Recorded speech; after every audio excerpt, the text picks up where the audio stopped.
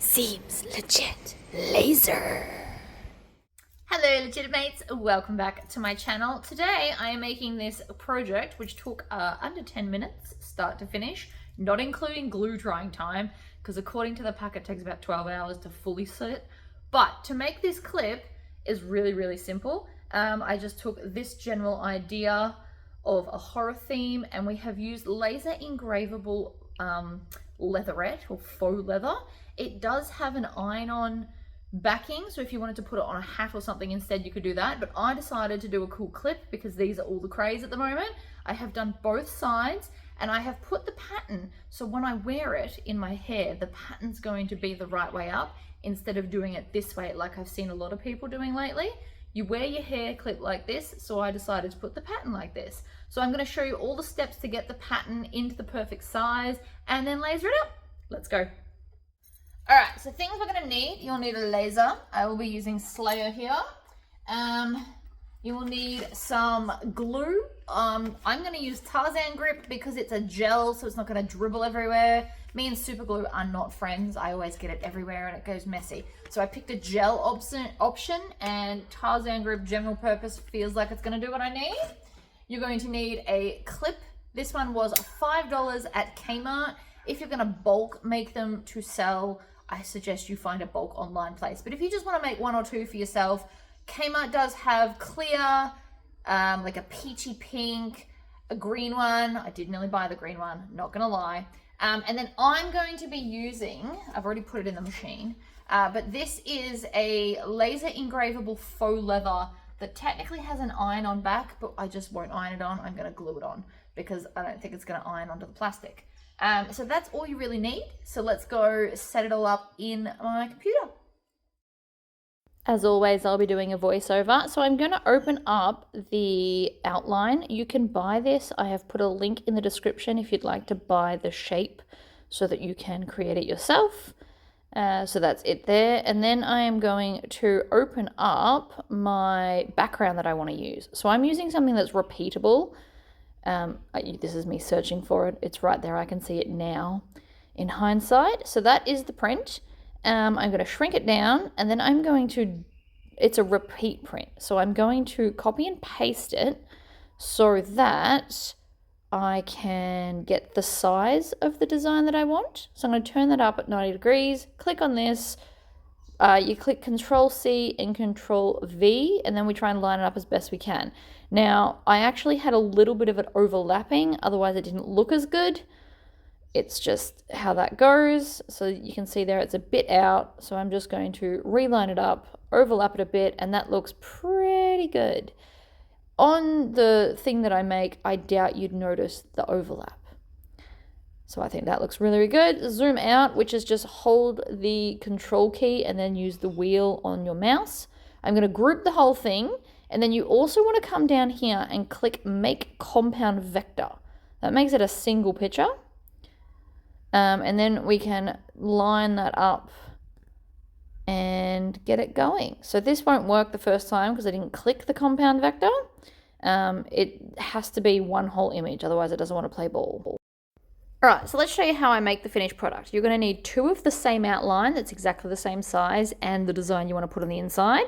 And then the first thing we need to do is select the pattern and click Make Compound Vector.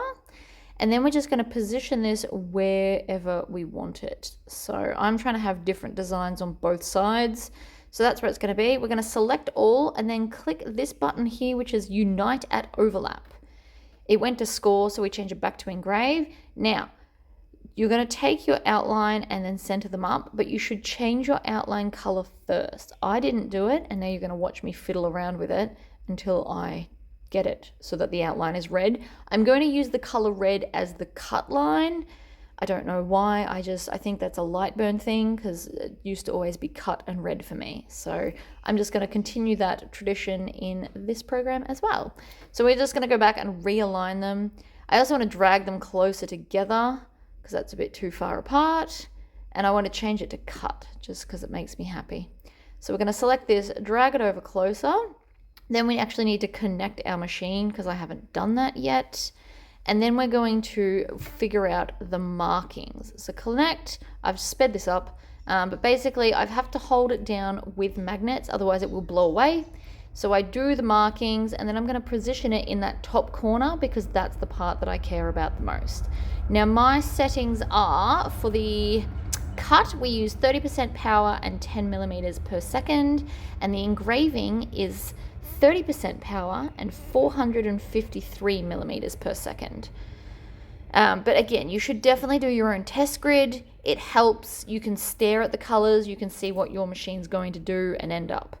This has been sped up really, really fast because it's just fun to watch it fast. And now we can take it out of the machine. So they fall out really, really nicely. Don't be afraid to push your machine out of the way. You can do that. And I love that about this machine. So I'm going to pick the backing off and then we're going to glue them. All right, so clip. You just probably want to double check that they fit, which it does, and it's going to look amazing. So when we put it on your hair, the design will be vertical. But they fit. I did also check that beforehand with some calipers. For those that don't know what calipers are, it's like digital measuring tape. So I checked the size of it to make sure that it was going to fit. I went to the top point there and made sure that it was the right size. These things are amazing for all things lasering. So, glue. Put this in the bin. I don't keep those things. I hate having to open glue. I'm going to do it off camera. Okay, glue has been opened. So now I'm just going to put a healthy amount of glue everywhere. Like that. That's a lot of glue. And then we can just grab one. Now I don't know if it matters which one's the top. And I'm just going to hold it like this so I can line it up on the edge and press down. You've got a few seconds, or no, not a few seconds, a few minutes if you need to reposition it. And you also want to wipe off any excess glue, not on your pants. So to do this, to work out the settings which I showed you, I forgot to show you before, but I actually did a test grid. And you can see that there's quite a few viable options. These ones actually went all the way through down the bottom, which is how I got my cutting speed. I picked that for the cutting speed, and then I picked, you've got options up here, how dark you want it. So it's always good to do a test grid on everything, including different colors, because you never know if a different color is going to laser differently. So again, with the glue, you want a healthy amount. You don't want to be too stingy on the glue because you want to make sure it's going to stay, especially if you're selling these. You don't want it to fall off. Another thought I did have about these, if you wanted to, is if you're doing wooden ones of this, you could make them interchangeable with like tiny little magnets. You can get like 2mm by 1mm magnets. So you could put magnets in all four corners and then just take it off and replace it if you were going to do it that way. That would be a whole business if you wanted to. Just do different ones of these.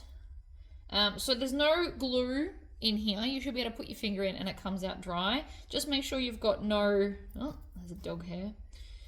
My dog molts like there's no tomorrow. You just want to make sure it's as even as you can get it. So this can actually move down a smidgy bit to there. Same with this one. And then that is your hair clip complete. You will need to let it dry, and then you can just wear it. Ugh, looks awesome. So inside you can see where the glue has attached to. I did put quite a lot on, but you don't want it to fall off. Even though this says it's like super tough glue, don't be stingy and only put it in the four corners, because if there's places where it can lift, your hair could get stuck in there and then it wouldn't work as well.